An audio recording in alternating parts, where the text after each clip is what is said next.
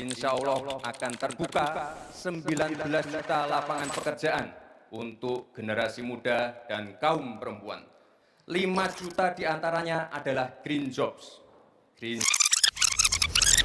Topik yang mau kita bahas kali ini udah pernah disinggung sama wapres kita, Gibran Rakabuming Raka, waktu sesi debat Pilpres. Kita bakal bahas soal green job. Sini gue kasih paham. Istilah green job ini emang terdengar asing buat masyarakat awam. Nah, gue udah coba tanya ke beberapa orang nih, dan ternyata mereka mengaku baru tahu soal istilah ini. Nggak tahu Mbak, baru Pekerjaan ramah lingkungan ya? Nggak tahu sih kayaknya gitu. Yang pasti dari 600-an itu baru sekitar 60% orang yang pernah mendengar green jobs itu apa. Jadi dari segitu banyak orang aja ternyata 60% orang-orang yang pernah dengar gitu. Sebenarnya, green job mulai banyak dibahas di media sosial. Green job bukan istilah baru di Indonesia, karena udah mulai diperkenalkan sejak 2010 oleh ILO. Seiring maraknya kampanye tentang krisis iklim yang digalakan oleh beberapa organisasi lembaga swadaya masyarakat, salah satunya adalah Koaksi Indonesia. Organisasi nirlaba ini sering membuat konten-konten edukatif tentang green job. Emangnya apa sih green job? Sederhananya, green job adalah pekerjaan yang berorientasi pada kelestarian lingkungan. Jenis pekerjaannya mendukung keberlanjutan. Oke gas, nomor 2 torang. Bukan keberlanjutan itu maksudnya. Keberlanjutan di sini maksudnya mendukung pelestarian lingkungan untuk generasi sekarang dan yang akan datang. Ada 3 indikator sehingga suatu jenis pekerjaan masuk dalam kategori green job. Green jobs itu adalah sebuah pekerjaan, tapi dia harus punya 3 indikator. Indikator yang pertama itu dia harus layak, kemudian dia berkontribusi juga ke lingkungan.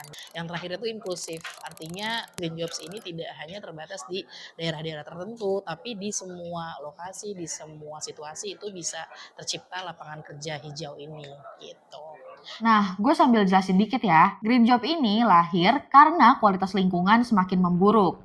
Perubahan iklim yang terjadi secara signifikan di beberapa negara termasuk Indonesia menjadikan green job peluang bisnis yang dilirik di abad ke-21 ini. Nah, ngomong-ngomong soal green job, kurang pas rasanya kalau kita nggak ngomongin juga tentang tren sustainable living. Tren ini mulai masif belakangan dikonsumsi khususnya para anak-anak muda. Bukan berarti maksud gue generasi tua nggak peduli lingkungan ya. Poin pentingnya, lewat tren ini konsumen jadi cenderung lebih mikir-mikir dampak baik dan buruk terhadap lingkungan atas barang yang dibeli. Disinilah green job jadi solusi alternatif, bukan cuma soal konsumsi. Green job hadir buat kalian yang punya interest terhadap kelestarian lingkungan di bidang pekerjaan. Lalu pertanyaannya, pekerjaan apa sih yang termasuk jenis green job? Mengutip dari berbagai sumber, green job ini bisa kita temukan dalam sektor manufaktur, administrasi, penelitian, pertanian, sampai pelayanan.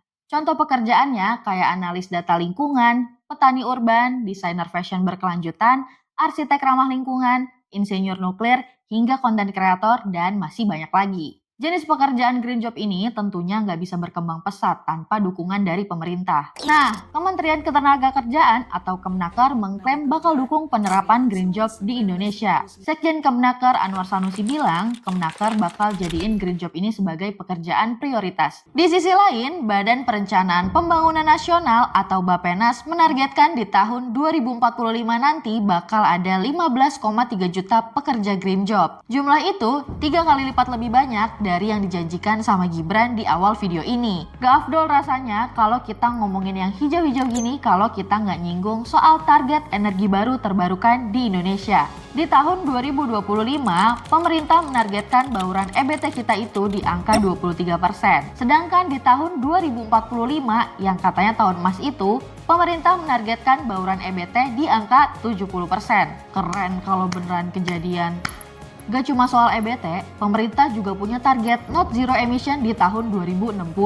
Ya masih lama sih, tapi setidaknya kita punya target buat mendukung transisi energi bersih ini.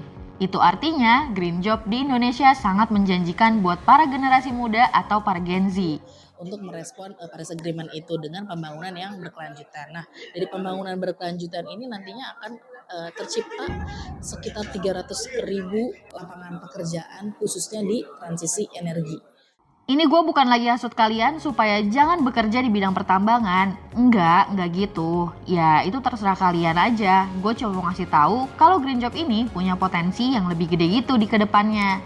Dengan target yang dibikin pemerintah, maraknya kampanye energi bersih, dan mulai sadarnya masyarakat serta anak muda tentang lingkungan, bikin green job ini semakin menjanjikan.